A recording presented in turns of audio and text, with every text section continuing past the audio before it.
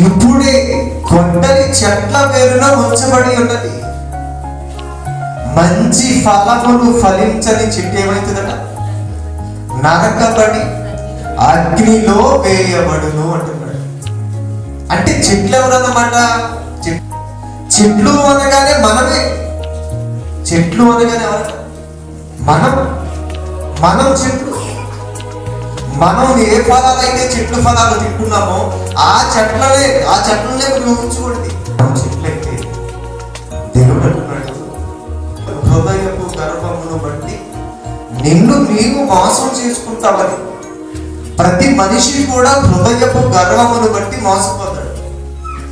నెబుకద్నెజరు కూడా హృదయపు గర్వం బట్టి మోసపోయాడు. ఇక మంచి ఫలములు ఫలించని చెట్లు అంటే మనము ఎలాంటి ఫలాలు ఫలించాలి? మారు మనసు పొంది రక్షణ పొందిన వారు ఎవరట? ఫలించడానికి వచ్చిన చెట్లకి.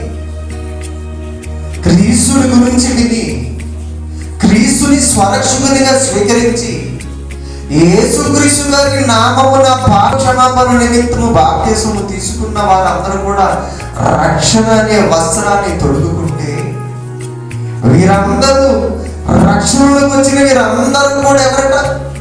మంచి ఫలములు ఫలించడానికి వచ్చిన వేయబడిన చెట్లు వీరు.